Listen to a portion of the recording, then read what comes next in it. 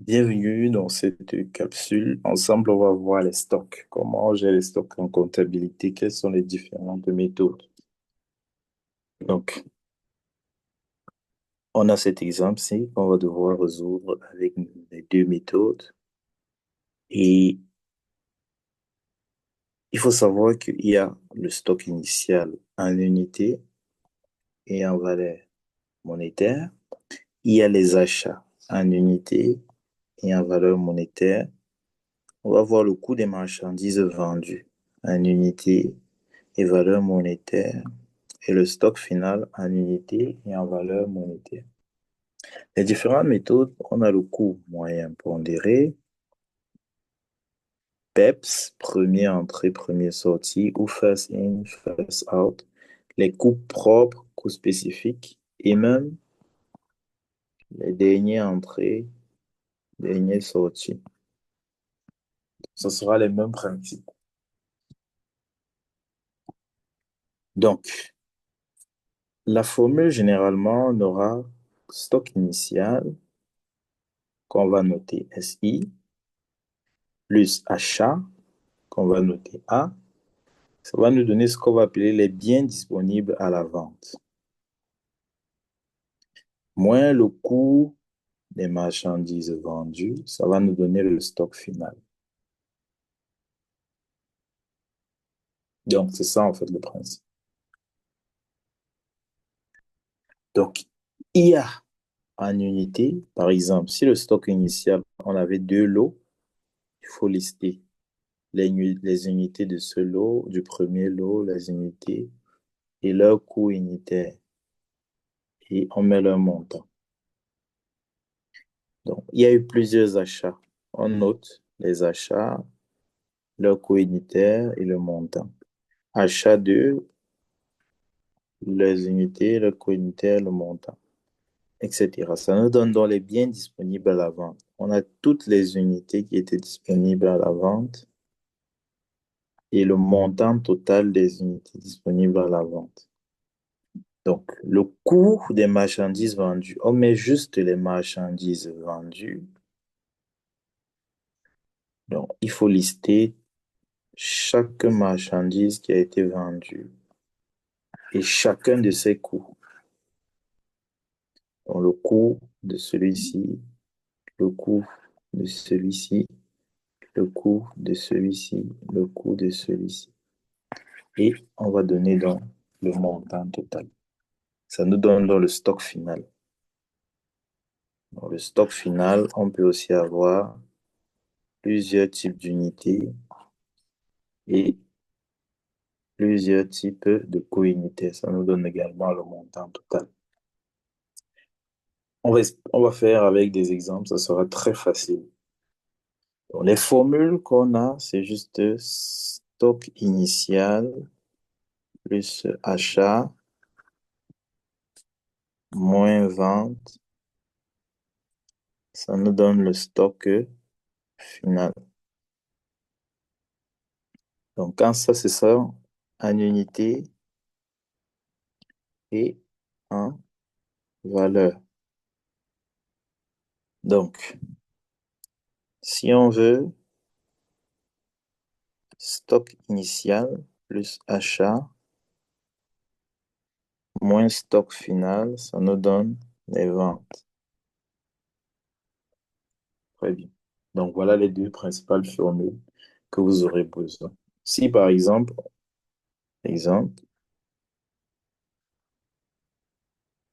on nous dit dans le stock initial, c'est 60 unités. Les achats, 20 unités. Le stock final, 30 unités. On vous pose dans la question, combien d'unités ont été vendues?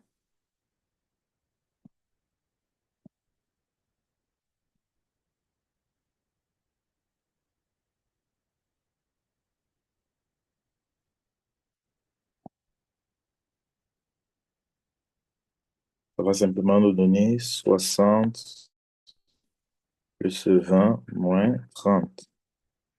Ça va donc nous donner 50 unités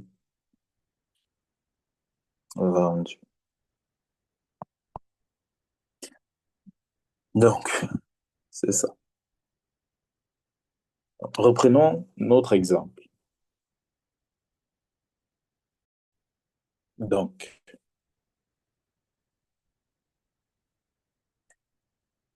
on a, généralement, si on vous donne un texte, il y aura votre stock initial. Vous pouvez le mettre dans un tableau, les unités, le coût unitaire et le montant.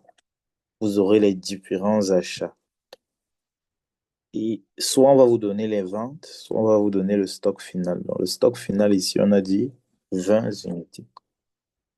Donc, si on va commencer par la méthode la plus facile, la méthode PEPS. Qu'est-ce qu'il faut faire pour la méthode PEPS? La première chose, vous allez calculer les unités vendues.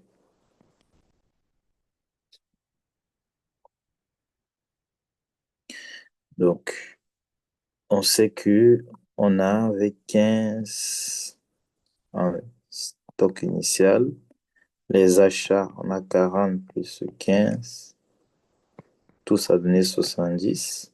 Maintenant, le stock final, on a 20 unités. Qu'est-ce que ça nous donne? Ça va nous donner 30. Ça va nous donner 50 unités. Ça veut dire qu'on a vendu 50 unités. Lorsqu'on a vendu 50 unités, la méthode PEPS nous dit que les premiers à entrer sont les premiers à sortir. Donc, puisqu'on a vendu 50, on va compter donc les 50 premières unités qui étaient là. Donc, vous venez dans votre tableau ici, vous pouvez mettre le solde.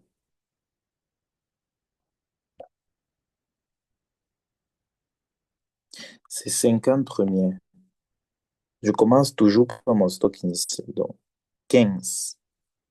J'ai vendu 50. Donc, ça veut dire qu'il n'y aura plus rien des 15 unités.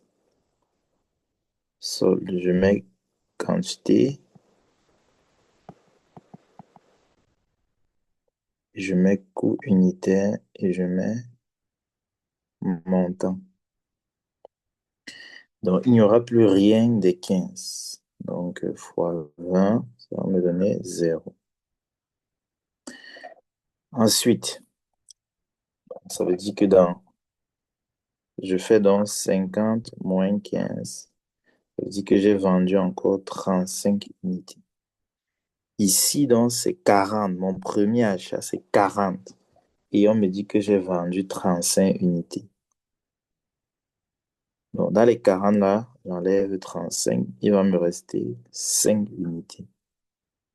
S'il va me rester 5 unités à 25 $, je mets là comme ça. Et comme j'ai déjà fait moins 35, donc j'ai déjà compté tous ceux que j'ai vendus. Je reconduis dans les 15 ici. 15 fois 30 $.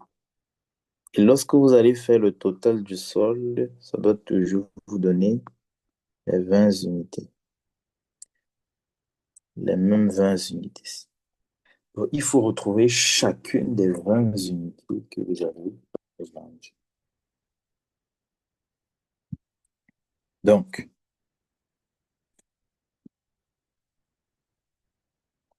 vous multipliez donc 5 fois 25, ça nous donne 125 $. 15 fois 30, ça nous fait 450. Lorsqu'on additionne 575 $. Le solde final, c'est 575 $. Donc, on peut trouver à base de cela le coût des marchandises vendues.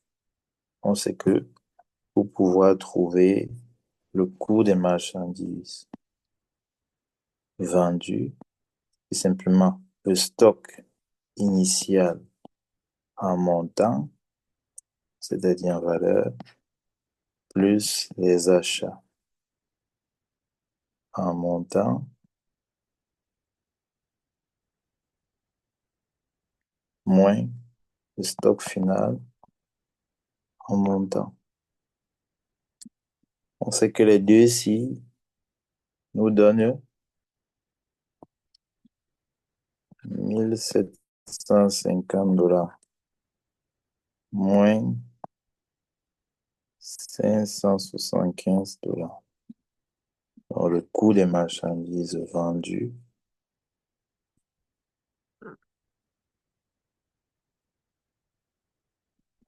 ça va donc nous donner, prenez juste la calculatrice,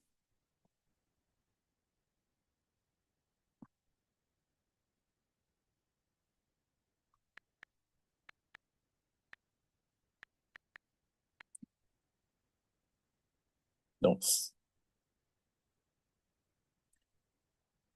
très bien. Donc, voilà les étapes.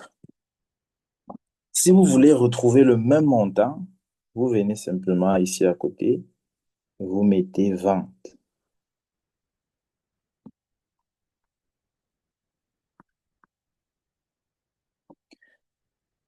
Vente, on a les quantités, on a le coût unitaire, on a les montants. Donc, on a dit qu'on a vendu 15 unités du premier là à 20 $. Ça nous a donné 300 $.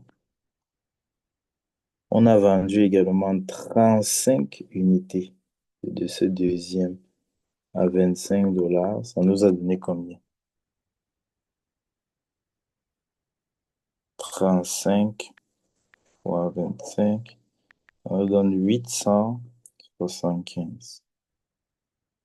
875. Ici, on n'a rien vendu sur le deuxième fois 30 $, ça nous donne 0. Donc, quel est donc le total? On a vendu dans 50 unités. Si vous additionnez les montants, vous allez voir 875 plus 300, ça nous donne le même montant, 1175.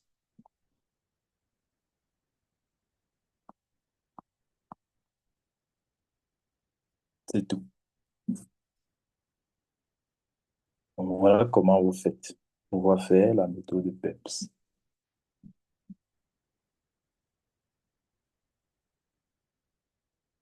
Si on passe à la méthode du coût moyen pondéré,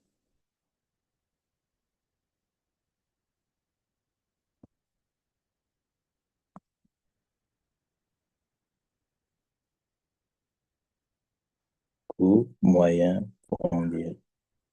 La formule, c'est simplement quoi? Les biens disponibles à la vente en montant, c'est-à-dire en valeur, divisé par les biens disponibles à la vente en unité. Donc maintenant, si on veut le coût des marchandises vendues, ça fait simplement les unités vendues multipliées par le coût moyen pondéré. Si on veut le stock final, ça c'est un montant. Si on veut le stock final, ça fait juste les unités du stock final fois le coût moyen pondéré en montant. Donc, bien disponible à la vente, c'est combien? On a déjà fait ça ici. On fait juste les stocks initiaux plus les achats. Ça nous donne donc 1750 $. Le nombre d'unités disponibles à la vente, c'est combien? 70 $. Prenez juste votre calculatrice. 1750 divisé par 70, ça nous donne 25 dollars. Ça nous donne 25. Donc, on sait donc que le coût de marchandises vendues serait simplement égal. Quelles sont les unités qui ont été vendues? Je sais qu'on a calculé tout à l'heure, c'est 50. Donc, ça va faire 50 unités. Bon, ça, ce n'est pas dollars, ça, c'est unité. Donc, ça fait 25 dollars par unité. 50 unités multipliées par 25 dollars par unité. On va trouver le montant. Maintenant, si on veut le stock final, on va faire donc, on sait qu'il y a 20 unités, le stock final, multiplié par 25 dollars par unité. Par unité. Donc, vous trouvez juste les montants. 50 fois 25, ça va vous donner 1250 dollars. 20 fois 25, vous allez trouver donc 500 dollars. Donc, si vous essayez de faire dans le gabarit, vous allez voir que vous obtenez les bonnes valeurs. Donc, on sait que le stock initial, c'est 300 dollars. Les achats, donc achat 1, 1000 dollars. Achat 2, 450 dollars. Maintenant, vente, si vous voulez, coût des marchandises vendues, 1250 dollars, moins. Donc, si vous faites la soustraction, vous allez voir que vous allez trouver le stock final.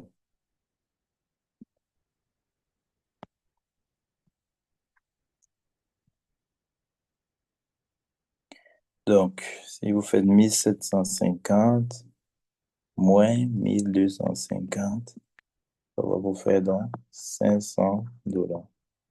C'est la même chose que vous allez trouver ici. Donc, le coût moyen pondéré, tellement facile. Maintenant, coût propre, vous allez juste,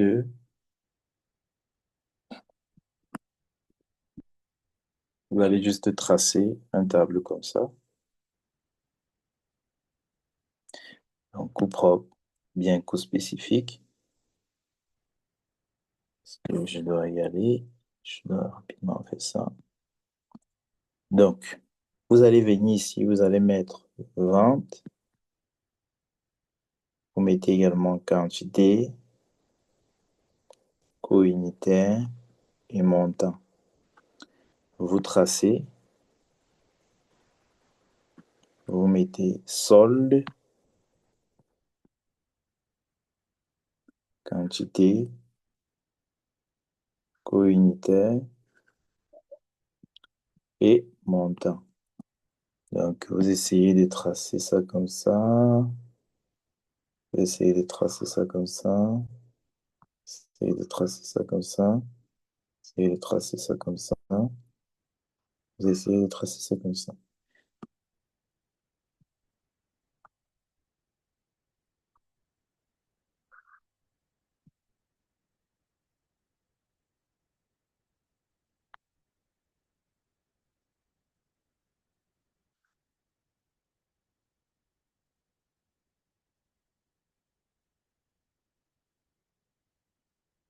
Bon, c'est parti apparemment. Pas grave. Essayez de tracer ça comme ça.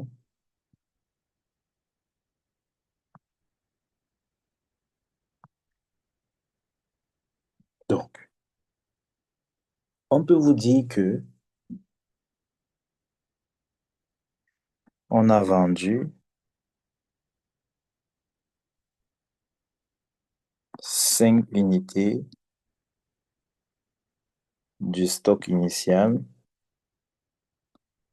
20 unités de l'achat 1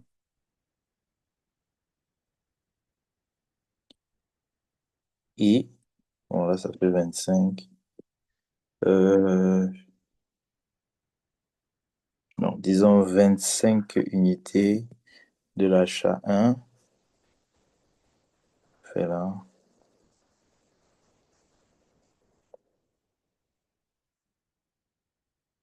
105 unités de l'achat 1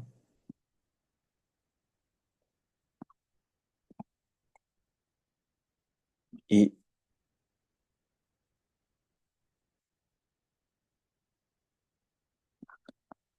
10 unités de l'achat 2.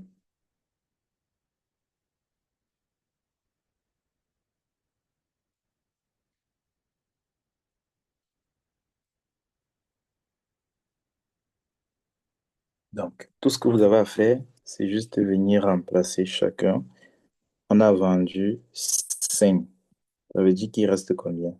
Il reste 10. On a vendu, donc qu'est-ce que je me fais? Oui, on a vendu 35. Il reste combien? On a vendu 35. Il reste combien? 5. On a vendu 10. Il reste combien? 5. Et vous mettez le coût unitaire de chacun. Vous mettez le montant de chacun. Ça va faire le total des vendus, c'est 50. Le solde, ça doit toujours donner le même solde qu'on avait ici. Vous mettez les coûts unitaires de chacun et vous mettez dans les montants de chacun. Ici, ça va vous donner le coût des marchandises vendues. Ici, ça va vous donner le stock final en montant. Donc, voilà ce qu'il fallait faire pour celui-ci. Si vous n'arrivez pas à comprendre, je sais que c'est très facile à comprendre, vous allez y arriver. Mais si vous n'arrivez pas à comprendre, faites signe et on va vous expliquer. Merci et à très bientôt.